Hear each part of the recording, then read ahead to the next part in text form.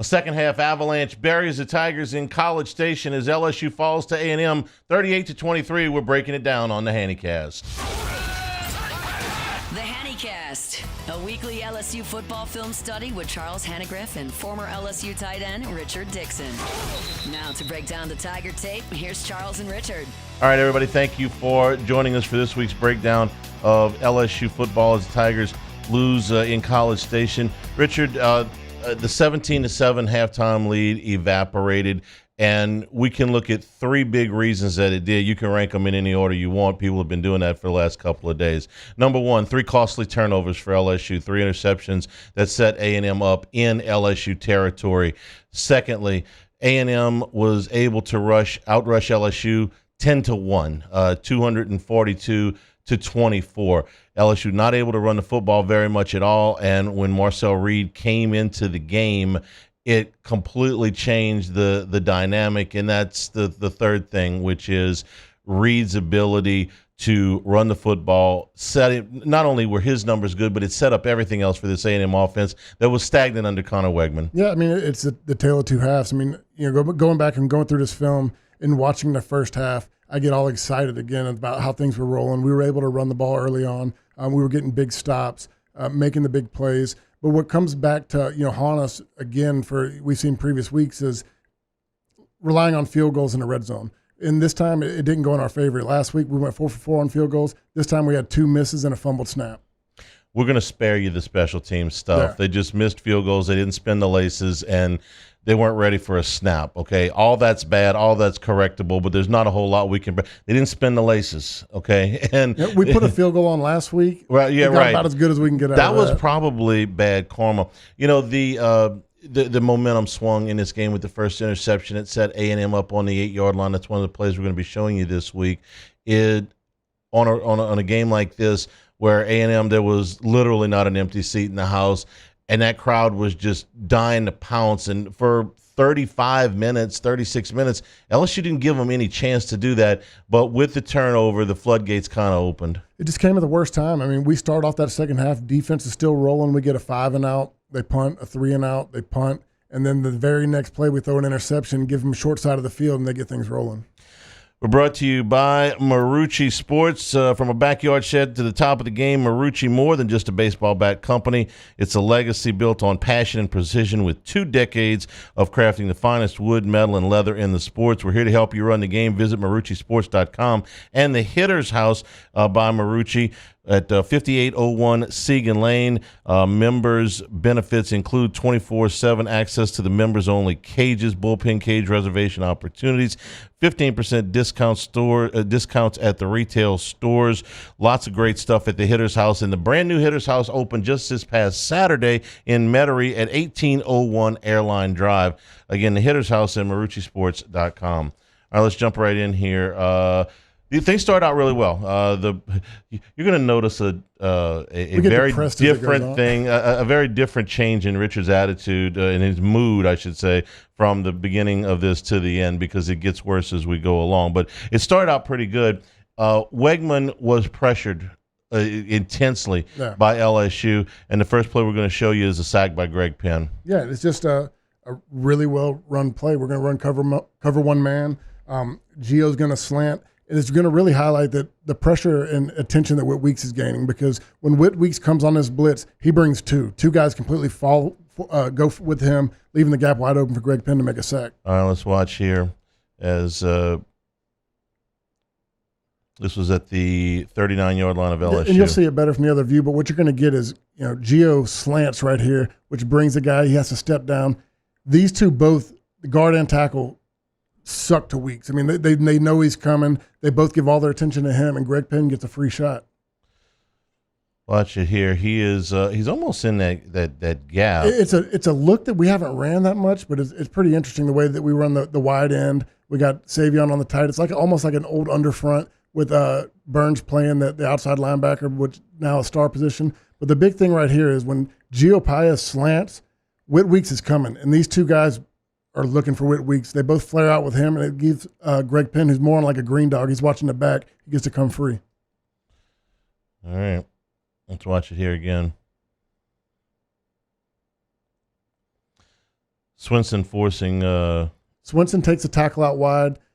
Witz eats up the guard and the running back on the pass block, which allows Greg Penn to come free with no other looks. Greg's guy was the running back, and you see him kind of fan out with him. Once he realizes he's blocking, he gets a home run shot. All right, we're going to move forward here.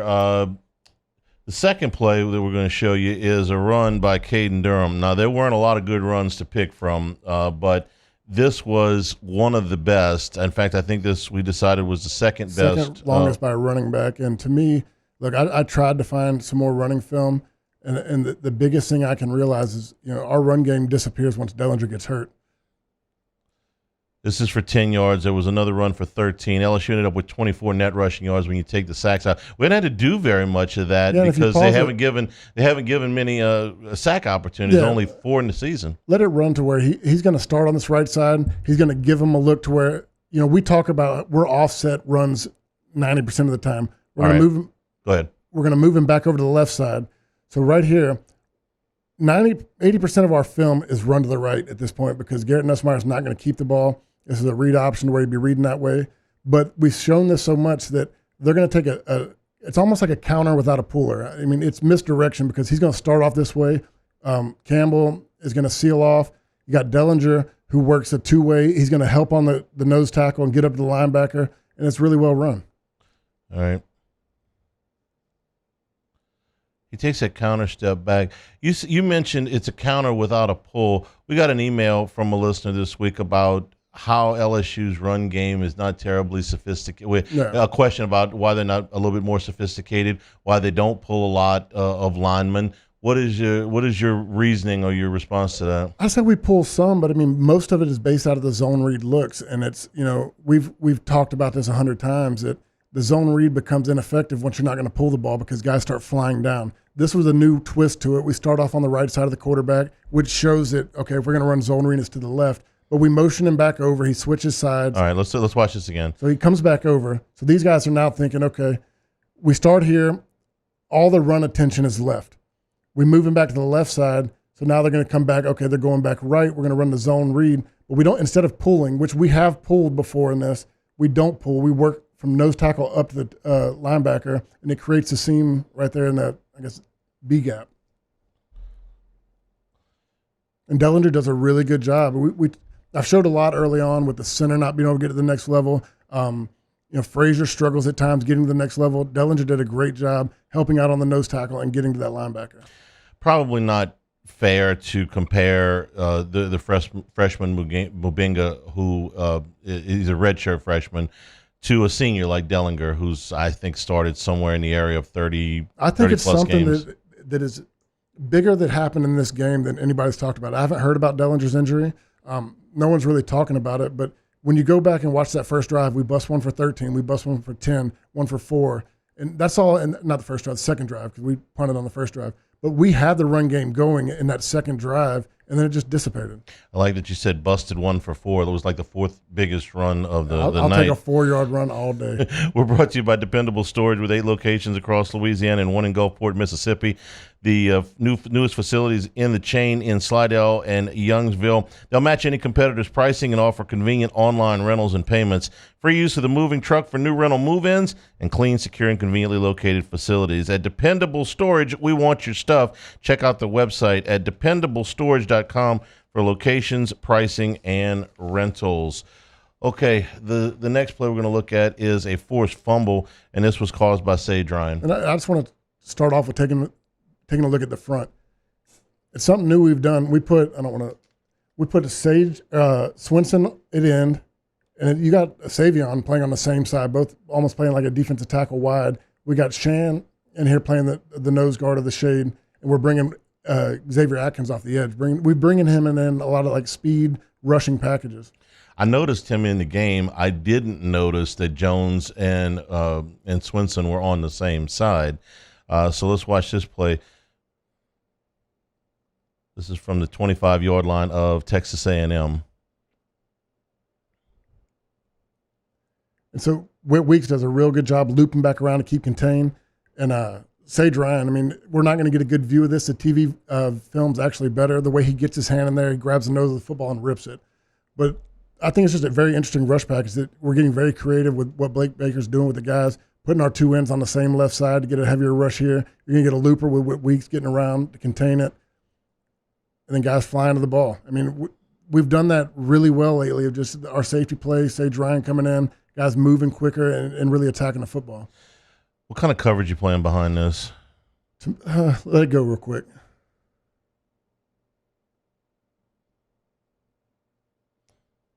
Because it seems You're like showing cover too, but it's almost like you're getting to quarters. Everybody's dropping into quarters. Everybody's getting deep, making the play, and it's a 3rd and long. They're going to play behind it, make everything come up fast, and that's why you're going to hit the running back on that. All right. So we move forward here after Ryan forces the fumble. The next one, this is a zone read that LSU runs that is not much of a zone read, and this results in a loss. And you're going to show – if you're wondering why the LSU zone read package doesn't go, this is a great example of why. And to me, it shows confusion all the way through. And let's set the formation. You're going to have it's almost like Green was playing back at a tight end role. He was playing the wing side right there. You got CJ down here. Mason Taylor is going to motion back across. But you'll really get an idea of what's going to happen. Once Mason moves, this guy slides down. They're bringing 8 off the edge. 8's got to be the pitch man. Determining who that pitch man is, there's confusion on this side because both of them attempt to block it. My guess is once they slide down, Mason goes across, 8's becoming a blitzer. He's coming off the edge. You make him the pitch guy, and what CJ should do is get up here on the corner, and if Nussmeier were to pull it, there's a lane. There's a gap to go, but these guys come crashing down, and they don't give it any hope. Let's take a look.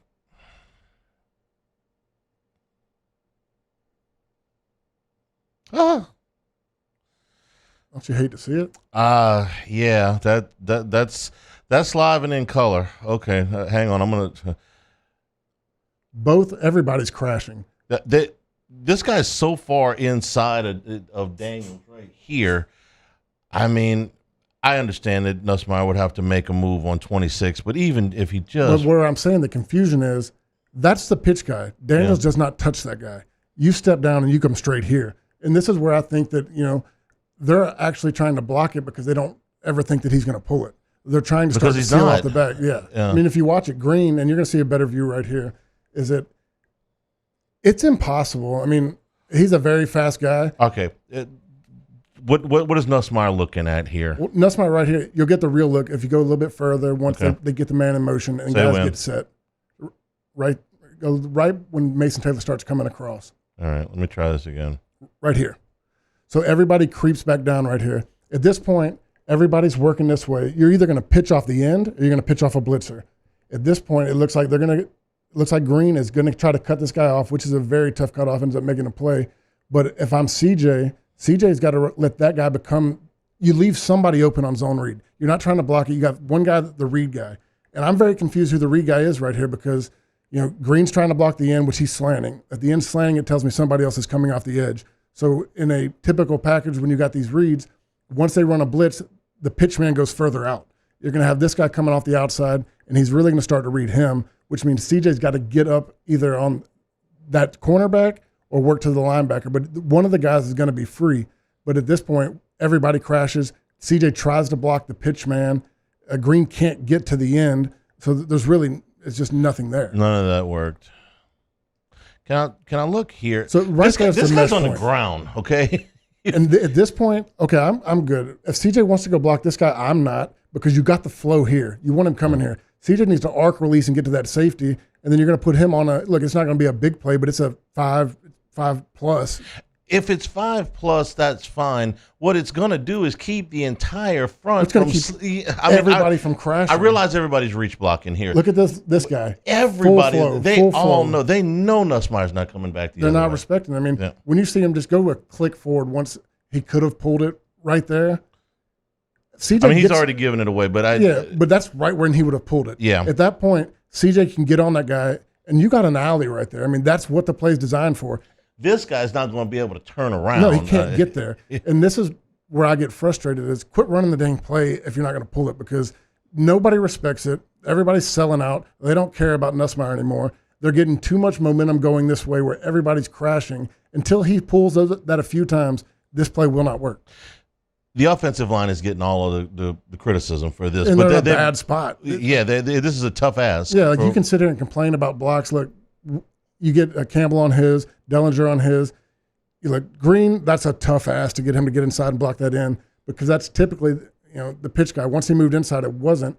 But the flow is so heavy. The linebacker, everybody's crashing. Until he pulls that a few times, there's nowhere. Those guys are at a disadvantage in trying to get the block. I want to look one more time here because on the right side, Campbell gets beat pretty bad too. Well, not Campbell. I mean Jones. Emery, That's what I wanted to see because he's standing there, and I was wondering where this cat came from, and he came from right over Jones. Yeah, and that's where I want to. When I go to the wide view, all right, I get to see a little bit more because you got what Mason's coming across for is a kick out block, and I don't know if he gets there so fast that he has to block him or he should have been working up. But I mean, essentially, it's a wasted blocker because he gets beat so bad. Taylor never gets to work up to the next level. All right, that's one of the reasons if you're wondering about the run game. That's one of the things they're trying to run this, and it's you can't cut half the field off with never going back that direction. At some point, everybody's going to play the right side of the field. That point. Yeah. Right there. With 25 years of experience, Lake Urgent Care is dedicated to providing quality care close to home. They treat minor illnesses and injuries for ages 3 months and up at 17 convenient locations, including Baton Rouge, Hammond, Livingston Parish, and Ascension Parish. Plus, they offer occupational health and weight loss solutions. As a seamless extension of Our Lady of the Lake, patients can access care from anywhere with the MyChart patient portal.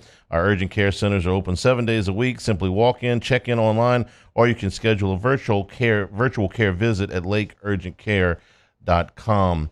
Okay, the next play was a very good one. This is Aaron Anderson, who is having a phenomenal season. He gets better, it seems like to me, every week, and this is the 76-yard touchdown. He's our big play guy right now. He's making the big catches. He's getting open. And this is a great throw by Nussmeier. It's a tough catch and run. I mean, this is just well coached, great decision, great throw. It's a little bit behind, but this is finding a hole in cover 3. He splits the two defenders perfectly to where he could have gotten blown up, but with his balance, he stays on his feet and breaks it for a touchdown. Let's watch it from the side view. Well, you're going to get everybody corner bailing. You got the safety that tries to make the big play on it. He's late. He gets behind him. And when you find that hole in that cover 3, once he commits to come down, the two other guys are so far apart that guys with his speed can take it home. Let's watch it. We're going to set up we'll set it up from the wide view for the coverage that you're going to get. Run that back real quick. That window is so tight, and I want to say, like, we can bash on Nussmeier had a rough game. That's a hell of a read, hell of a throw to get it in that window. Some of the old timers with me will remember a play that LSU ran against Texas A&M in 1986 that looked it was to a running back. It was to Sammy Martin, and it was probably the only time in the game that A&M split their safeties in 86, and Martin took it 80 yards to the house. I think it was Mickey Guidry that found him in man coverage, and Sammy Martin was real fast. And he would watching Aaron Anderson go. There are people that were at that game. I was at that game that are saying, I remember that play. It's a very memorable play in LSU history, and it looked a lot like that because when Sammy got in the middle of the field, nobody was going to catch him, just like Aaron Anderson here. This is one of those plays that you talk about. It's either you're going to take a big hit, or you're going to split the defenders and take it to the house. All right, you said cover 3 here, so set this up. You're going to get the cornerback bailing, the slot guy playing in the flat. This guy plays fat. The safety bails right here, and this safety bails to the middle of the field. And he doesn't get deep enough because he's playing that whole defender. So you're going to get the inside slant. He's going to get in between, and then he's going to come crashing down. He's a little bit late. They make a good throw, good catch, and he splits them. Admit it, you're going to go home and look at this play from 37 years ago that I'm telling you about, right? Yeah, so at this point. Let's watch the throw again. It's a great throw, great timing, great position, and knowing where your defenders are coming from. You got the linebacker flying out. Safety can't get there quick enough, and he splits them. So in the interest of balance here, we show you the great play. We're going to show you the bad play. I thought this, Rich, was where the momentum really swung. This is in the second half. This is 2 series in. This is a 3rd down and 2 play from LSU's 31-yard line, and this is the interception that started A&M on the comeback. No, this isn't the interception. It's incompletion. Oh, I'm sorry. I'm sorry. I apologize. I got them out of order. This is the incompletion to Chris Hilton. Yeah, and this is one that I don't know. I know what Nussmeier's trying to do. He's going for the kill shot at this point. It's up 17-7. Hilton's our speed guy. He's the guy that gets to look. He gets even with this guy. We talked about last week. When you get even, he's leaving. Nussmeier takes the home run shot. He throws it behind him. I'm not putting it all on him. Chris Hilton could have made the play, but this is one of 2 plays where you could see that Hilton's rusty. He hadn't played all year long. The timing is off. He really jumped for 2 balls way too early in this game. That could have been, big plays for the offense. Let's watch it here. I mean, he's got him.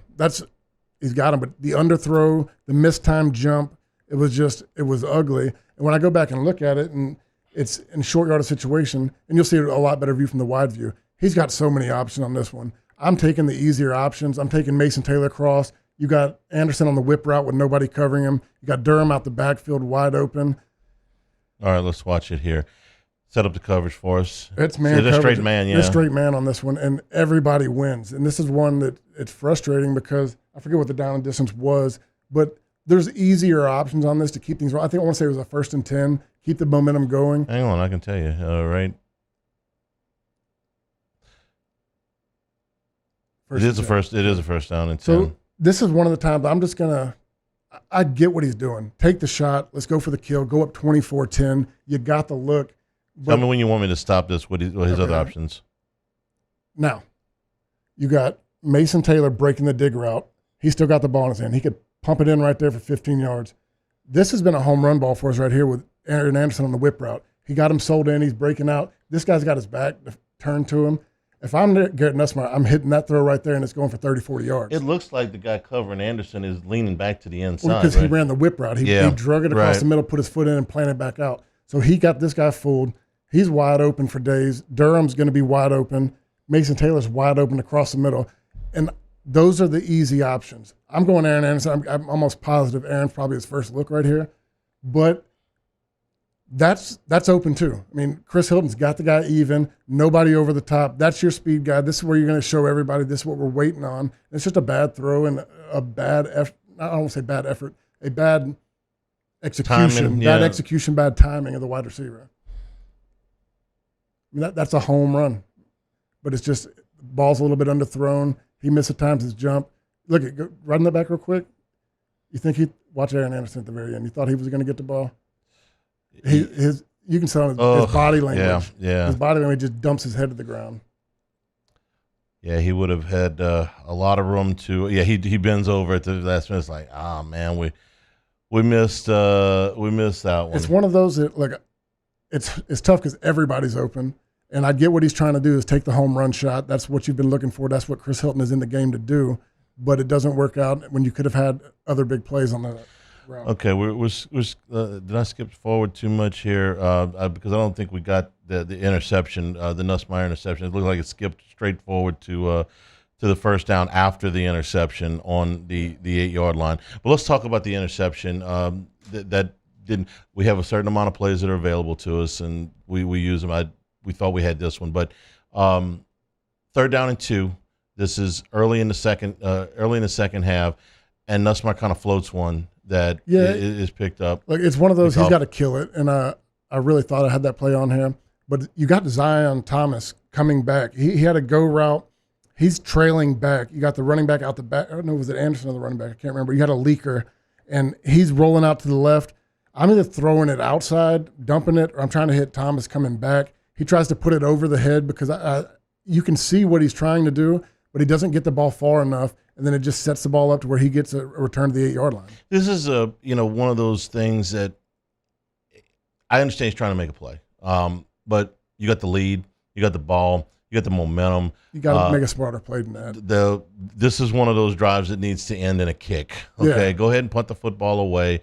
A&M ends up with the ball probably somewhere around their own 40-yard line, which is good field position, but boy, beats the hell out of this 8-yard line where they're setting up now after the interception. Yeah, I mean, and I don't know if they've already made the decision to go to Marcel Reed at this point, but when you give it to him at the 8-yard line, it's a lot easier to change quarterbacks. Let's go in there with something different. They were probably swapping up at that time, but I would have rather put a lot more pressure on Marcel Reed's first snap into the game and make him drive 70 yards, 65 yards to score. Let's talk about Reed, because the comments from Greg Penn after the game got a lot of attention, that they didn't really work on that all that much. Brian Kelly even said, hey, should we have worked on more? Well, yeah, I guess so. Working on the backup quarterback, garden variety, if a guy hasn't played very much, how much time would you typically spend talking about that in a week of practice if the guy hadn't played much? It depends on their skill set. If he's very similar to the starter, that they're trying to figure that out, you don't practice him at all, because they're going to run the same offense whether he comes in or not, starting on that quarterback. Typically, when you have a runner as a backup quarterback as an option, you're going to spend 80% on the main offense, 85, and then you're going to go 15 minutes over. If they come to this, these are the plays we need to look at. You're going to pick up 5 or 6 plays and just show what's possible if this guy gets in the game. They had worked a lot of this stuff for the Arkansas game. Taylon Green is an athletic quarterback, but Reed runs, there's some different stuff. I mean, he's a guy that's run the zone read his whole life. I mean, this is what he does. He's great at it. I mean, for a true freshman, and we got this play and another play coming up, that he runs it as good as anybody. And it's something that I think, I don't want to say lazy, because I think that this defense put a lot of effort in. I think Blake Baker put a lot of effort in. This is the best defensive game plan I've seen by LSU for a half. And once they got to this, it was like they were going to rely on everything that they worked on with Arkansas. And look, it's there. When we go back to the next couple plays, there's guys there that can make the play. They're not just completely blown out the water, like they don't know where they're at, but they don't fit it correctly. And that's where you talk about spending an extra 15 plays, 20 plays in practice. Make sure you get the correct fits. When you talk about Reed, we're not talking about a garden variety backup quarterback. First of all, because he is so different, but this guy's played a lot. He started 3 games, 2 of them in SEC play, and they won all those games. They won every game that he's played in.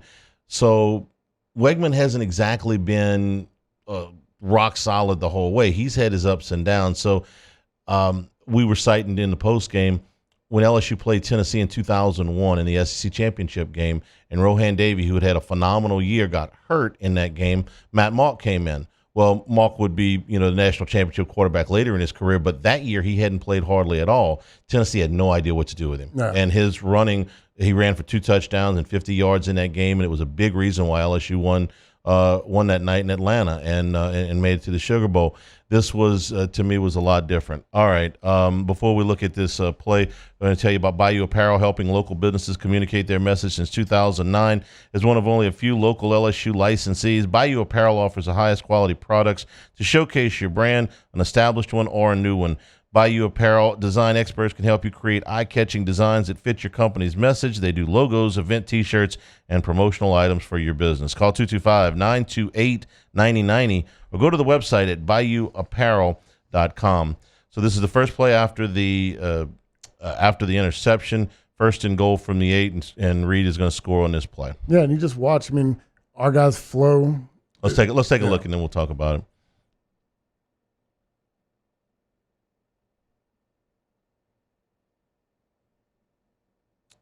He does have good speed. He moves good. He carries that in the pocket for so long. I think he just does a really good job. And you can watch Weeks and Penn. They fly. They're coming crashing down. They weren't ready for it at this point. But when you get to the wider view and we go back and watch, you got Sage Ryan and Burns that could have fitted a little bit better. They kind of get sucked into trying to fight with their guys instead of just forcing a cutback and forcing a cutback seam that allow these guys to flow in. Weeks and Penn come crashing.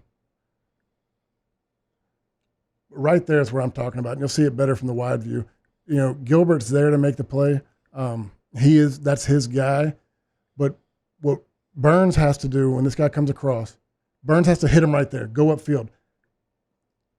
Sage has to hit him up on the upside field, go upfield, and allow those guys, make Reed cut back and allow those flowers to come get him. But what they do is, that's where I want to say that the technique they weren't, keened in on, because if you watch Sage, he tries to bend back inside, which all that does is create that wider gap to the outside. Let's watch Ryan number 3 here on this play. Sage has to hit that guy right there in the hole and make him come back. but he kind of tries to fight it inside, try to beat the guy around. Burns does the same thing. He tries to come inside, and it just makes him seal off the edge to where there's no help. I want to show something else here. Well, Savion Jones here is on the inside edge, inside shoulder of this tight end. He goes down to take the running back. Okay, well, that's what A&M did to LSU, except handed the ball to the running back. Okay, so watch what Jones is faced with here. He's gonna come down. He's gonna make what our zone read looks like, except we keep the ball right there. Yeah. I understand that Nussmeier can't run like Reed can. Yeah. I get it, but this is what it's supposed to look like. You're supposed to have that end crash down. That's why you run the play. Yeah. And the next play is another form of that, to where it's a big play. I think that they had communication on the sideline, because you get Penn and Weeks read it a lot better. They don't bite on the play fake, but what they do is they get it all in the wrong gap. You end up two guys in the same gap. It creates a big seam, and he makes a 20-yard play. All right, this is a big run from the LSU 33-yard line for Reed. They do a great job reading the pullers. They both stay on the play side, but they just get discombobulated. They don't get in the right gaps. You get, both of them on the same side. They overflow, and I think this shows a really good view of it. But they read these pullers really well. They read it quick, but both of them end up on that far gap, and it just creates too much of a space. All right. At this point, I'll tell you when to pause it. Right there. At that point, Weeks is supposed to, that's his gap. Penn overflows. So Penn should be on this inside gap with Gilbert coming to fly down. They're almost allowing this guy to block two people. That's what essentially happens. He blocks two. Then they try to fight back. They realize they're in the wrong gap, and then it just creates a bigger seam. So what's Gilbert, if he sees this, what's he thinking at this point? Where's he got to get? He's looking for the gap. He's looking for the leaker. Once you got this guy here, you got Penn filling this gap, you're looking for that seam. Just stick your head in. All right, so he does get – let's give Gilbert a little bit of credit. He gets here, okay? And now – they swap again. Yeah. So Penn stays wide outside. Weeks tries to fit back inside, and it creates another gap that is not designed. He is not easy to tackle. And that's things like we talk about. I really believe they relied on their Arkansas tape, and now they're just they read it correctly, but they just misfit it. Let's run it back one more time. Hit pause right there. Penn just overflows. Weeks is in the right spot right there. Yeah, he's got his left arm out, so he's got outside technique here. Just where Penn's supposed to be right here, right? Penn's supposed to be right here. You got Swinson setting the edge. You got Weeks setting the edge right here on this tackle. But Penn's overflow, and then it's just really strange to me because he overflows, then gets kicked out by the tackle. Weeks tries to fit back in, and it just creates a seam. And he's got right through that seam, 20 yards. Was this what you saw on a lot of the other plays? It's the same thing. There were 6 or 7 of these that we could have showed you. We picked these two. Yeah, we start to read it correctly. It's just we had misfits. It's like we saw what the line was doing. We saw the pullers. We saw where the action was going, but we couldn't just fit the run correctly. It just, guys were panicking and trying to react instead of, go off what they've been, taught. We're brought to you by Dana Brown, the law offices of O.C. Brown. We've known Dana for a long time. He's taken over for his father, O.C., for the last 30 years. They've carried on that legacy. So whether you've been in a car accident, you've got other legal issues that you need to take care of, the law offices of O.C. Brown should be your first and only call. Truly your law firm for a lifetime, and the initial consultation is always free. Call them at 343-1111. Or on the web, it's O.C. Brown, OSSIEBrown.com. And right down the street from the offices of O.C. Brown is Town Square Pizza. Square Pizza, delicious, made from scratch right in front of you. But if you're working downtown and you need to get lunch in a timely manner, they're going to get you in and out in a timely manner. You're going to get a generous portion. Trust me, we're always bringing back leftovers from Town Square Pizza, the newest creation, downtown Baton Rouge. This final play that we're going to show you is a completion by Nussmeier to Aaron Anderson that carried down inside the 10-yard line inside the 5-yard line of Texas A&M. And this is one that's not his best throw. It's one of those we talked about last week. If you go back and watch the films we've showed where Lacey's beating a guy on a cover 2 where he's going to bend it across the middle. And, where Nuss has struggled, he's throwing him up the field instead of throwing him across the field. Well, it's like he overcorrected on this one. This is the route where he should be throwing it up the field. He throws it across the field. Anderson bails him out, makes a hell of a play. But we talked about 3 interceptions. This could have easily been number 4. All right, let's watch it here. So, look, you got cover 1. You got to run up the seam. He throws it back on the inside. That's one that you got to kind of pull your receiver outside. Can I go back and look at this? They got a guy trying to get off the field that down at the bottom of your screen here. Oh, yeah. That doesn't get off the field. Then he turns around and he tries to grab. Yeah. I did not catch that first. That wasn't very good. No, but this is one that. They had 11 or did they have? Hang on, I got to go back and check. Okay, Paul. 3, 4, 5, 6, 7, 8, 9, 10. Yeah, they had 11. Okay. But this is one where you got cover 1. He's up the middle. You got to throw this outside the hashes. You got to bail him out, make him go over here and catch the ball. I think Anderson does a great job by getting in front of this guy's face and protecting it, because he looks like he wanted to go to Hilton, but that's a dangerous throw when you're throwing back into the safety. All right. He gets good protection on this play. When it goes wide, I want to see what happened to Hilton, because it looks like he wanted to go to Hilton first.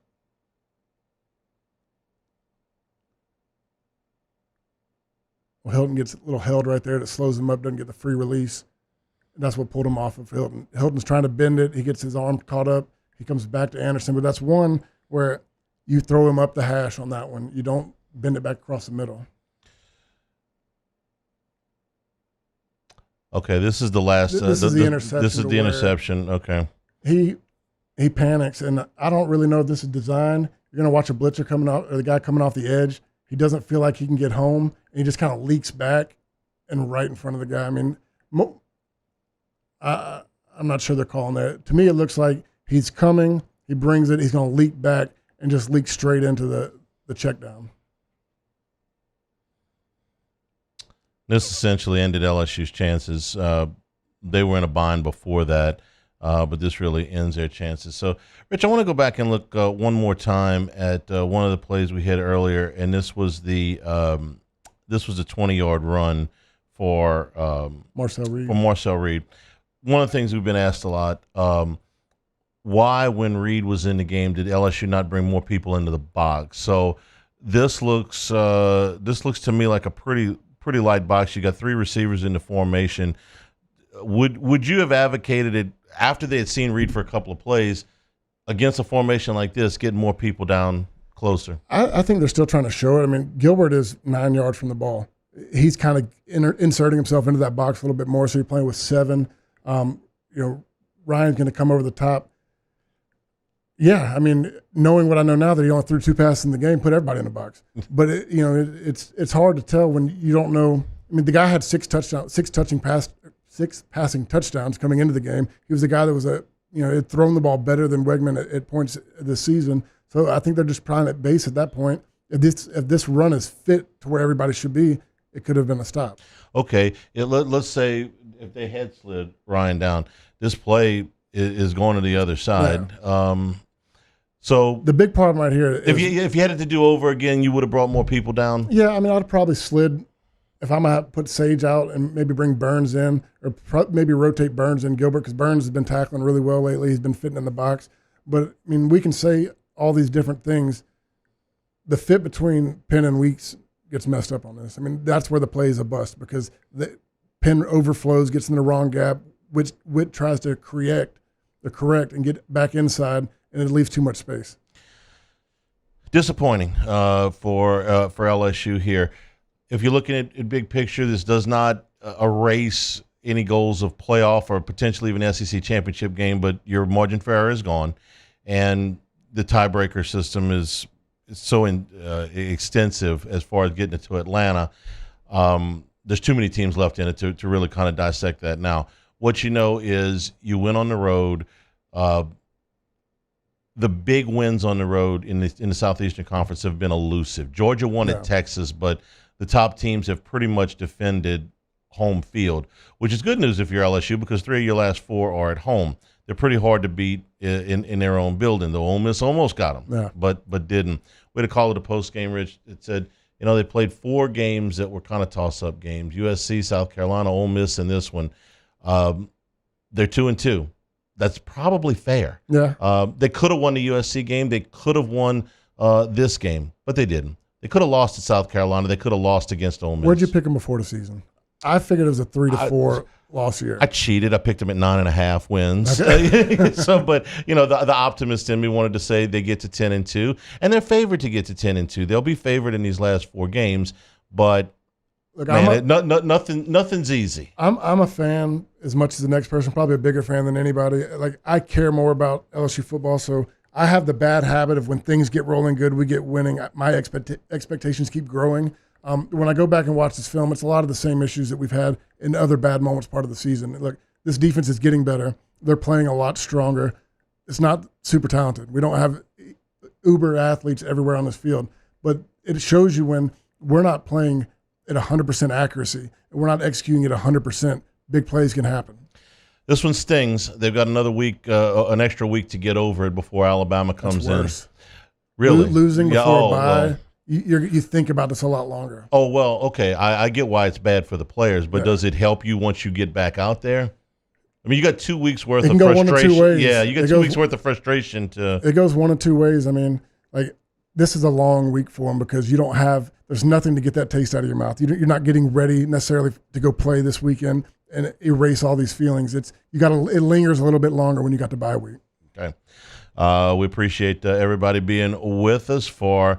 This Monday, LSU and Texas A&M. This has been the Handycast.